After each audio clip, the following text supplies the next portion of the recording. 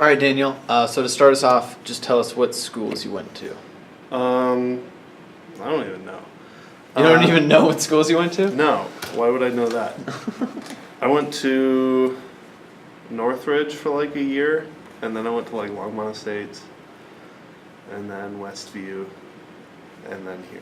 So it's not big of a deal. So you don't seem to really care about school at all. I'm not a school person. I mean, like, it's like important because you're, learning how to be an adult, I guess. Mm-hmm. Or you, as a kid, you don't question it. You're just kind of like, okay, cool. Like, this is what I'm meant to do. But you're definitely questioning it now. Yeah. I'm not a school person. Have you felt that way throughout all of high school, or is that something that's more happened during high school? Yeah, I didn't really see it until probably about last year, and then I started failing all my classes, and then everyone was like, dude, you can't fail your classes, and I was just like, why? So I can pass this, so I can get a job, and then die at some point? So you don't care about school at all. You don't even put any effort in. I mean, I care about school because I care about my mom, and, if I fail, then she's going to be pissed at me. So. Was there ever a particular reason or a particular moment, or I guess that was your moment when you started failing classes, but that made you ultimately decide to stop caring and to just kind of ride out the rest of school and just focus on other things? Sometime probably last year, I was just like, just kind of doing my school thing as per the usual, and then I was like, this isn't something that I really care about. Like, I'm not big about learning the things that they're teaching me, and I'd much rather play music and So music was basically the reason that you stopped caring about the academic part of school. Not necessarily. It was more I stopped caring about the academic part of school because I just realized that it's just kind of a flawed system, and it doesn't really make sense the way they do it. And I guess music is one of those outlets that I kind of use to just kind of forget about school. So. Mm-hmm. Well, you play. You're in jazz band. You play the guitar and stuff like that. What is the appeal of music to you? What about music makes you want to be a part of it? It just listening to music gives me just like so many immense emotions that it's really hard to explain. It's something that just I really connect with, and it just it just tells a story kind of of itself, and those are the kind of the stories that I like to read. In a sense, whereas playing it, I get to basically tell those stories. I get to basically give off the emotions that music ultimately gives, but I'm doing it myself. That sounds that's complicated to say, but Oh, it's hard to explain your medium, I guess, when you're in an artistic mind. But why music? Why not writing or painting or another medium? Why music? I mean, I'm an okay writer, but I'm one of those people who just can't really write super artistically. I actually get annoyed with how I write because it's not artistic enough, and then it gets confusing, and then I gotta go back, and it's just weird, and I'm a shitty painter. Whereas when I play music, I can be telling a story with my lyrics. I can say, oh, this guy tripped and fell, or I can play a guitar solo that says this guy tripped and fell, or they went to outer space. You can do that with music, and I'm more of a progressive rock guy, so I can make this big symphony of sound, and it's gonna be portrayed with how I play my music. Mm-hmm. and it's just something I can't explain. Like, I'd rather be playing my guitar than adding numbers or drawing something or stuff like that. Like, it's just this emotion that I'm able to give off. It's kind of weird. What has the music program and maybe even the other art programs here at Silver Creek done for you in terms of like how they've allowed you to express yourself? And what are some of your other more outside ways of or not influences but places you can go to express yourself? Well, I don't know, like, this whole school thing is like, you know, specifically like the A-Wing is just like, the first few years it was just kind of a place for me to just kind of go and hang out, maybe like mess around on some instruments I've never been able to play before, and then meet some different people, learn a lot of things just from having conversations with people down here. But then like recently it's just like I throw myself in these situations where I literally just have to get better at music in order to be like keep up with the rest of the crowd, and that like really pushed me to where I like, you know, I barely knew how to like know all the notes on a guitar, and now here I am and I know pretty much all of them, and I can like read a piece of music and play it on my guitar, which is something like I wouldn't be able to do when I first walked into this school. So that like really pushed me.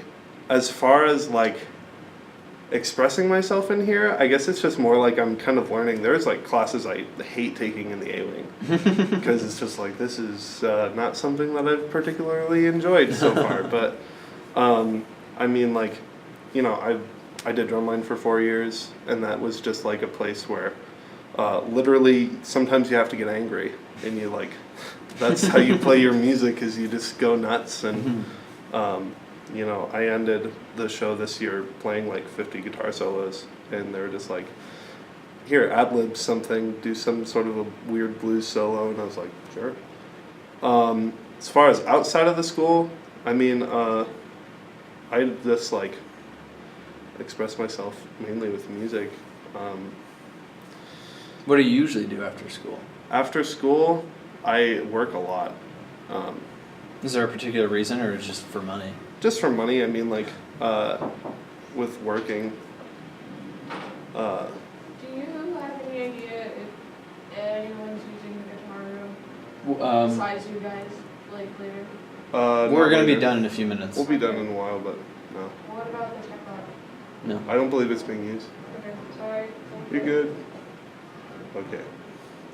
Rewind. Yeah, I mean, like, I use my job to, like, you know, pay for musical stuff. I just bought a $600 amplifier with my job, so. It must be kind of nice to have a disposable income. Yes, a little bit. So you've said that you don't really like school and that it's not really for you. So then what are you planning on doing after you're out of here? I got a job with this company called Summit Integrated Systems, and they install professional audiovisual and lighting systems in churches. Oh, okay. And they're not like little PA systems. They're for like, you know, giant mega churches. Right. Like Joel Osteen kind of stuff. Right, yeah. As much as I disapprove of Joel Osteen. But, so I'm going to be doing that, and then pretty much just plugging myself, because I'm going to be traveling everywhere. On the company's dime, I'm going to be like going all over the country doing this. So while I'm doing that, I'm just going to tell people my hopes and dreams, tell them what I've been doing, what I want to do, and stuff like that. And hopefully that'll result in getting some better jobs audio-wise. Mm-hmm. You know, I'd love to work for bands, and my ultimate dream is to work for Cirque du Soleil, do production and audio for them. That's awesome. Yeah, so maybe if I just keep on telling people that, someone one day will be like, hey, I remember you. And then they'll hire you. Yeah. So, like you said, you weren't really a fan of being here. Yeah. But in the earlier years, you seemed to like at least integrated. Yeah. And there was one there was an instance when you visited my integrated class. Please tell us and tell the story of what happened when you came by and why you were there in the first place. So, first off, I was in like one integrated block, and I found some amazing discovery about. I think we were talking about like the Bolshevik Revolution or something, and I found something about the Tsar at the time. Someone told me he like decided to marry like a German woman or something, and it started this whole Russian-German conflict thing that the Bolsheviks hated or something. I don't entirely remember that, but so I told Miss G about it. I was like, Miss G, guess what I found out? And she was like, that's awesome. Here, how about you come into the other classes? So I got a pass, and I got to ditch percussion ensemble, and at the time I hated that class, so I was like, sure. So I... You came in. I came in. I'm getting distracted. I came into the class, and I told everyone, like, guess what I found out? And I'm telling everybody this whole... And this is like during the warm-up time, right? Yeah. When like nothing's going on, like all attention is on you. Pretty much. Like, all 62 kids are full everyone's attention. looking at me, and I'm like, yeah, and the Tsar wanted to marry this German girl. As a joke, I was like, I don't know why you would want to do that, because I was kind of making a joke about like old East Germany, which wasn't even a thing at the time yet, but like... But it sounded more like you were just making fun of German people. I was making fun of specifically gross, ugly Germans that the TV portrays from like gross, roided up East German women. So I was like, I don't know why you would want to marry a German girl, and everyone kind of looked at me, and some people kind of laughed, and then the whole class is just and Miss G was just like, oh, it's a preference, and I was like, oh yeah, it is a preference, I guess. And then I finished everything, making it worse.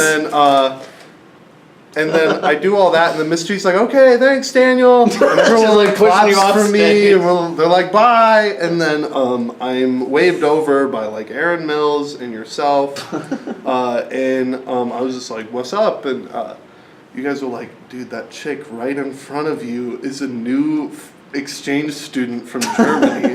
Like, it was her literal first day. And I was like, hey guys, German women suck! For the first real like American school influence she ever had. Yes. Was an insult. Was me being a douchebag. So that was a lot of fun. Do you feel bad now after the fact, or even after you found out? I think it's funny right now. I mean, like, I was just a dumb kid, and I don't feel bad now. Like, this chick is probably just like... Just wait, like, even totally forgot about it? She probably, like, I'm willing to bet she knew of douchebags in Germany, so... Not rid of those kinds of guys. So you weren't the first she ever knew. Yeah, I probably wasn't the first, like, just little idiot who just said whatever. But what about at the time? Did you feel bad? Kind of. I mean, I never saw her again. Like, that was the only instance where I like actually encountered her. So I don't think I ran into her, and she wasn't like, "You're the guy who said I was gross." So. It kind of got away scot-free there. Yes. To close out, you had said that you have said that you don't really like school. It just wasn't for you. Yeah. And that you express yourself through music and not necessarily through words or through numbers. But do you see merit or do you see value in a person who doesn't really, who they're the exact opposite of you? They actually enjoy like accounting and things like that, or are you more like, this is the way you should be doing things, and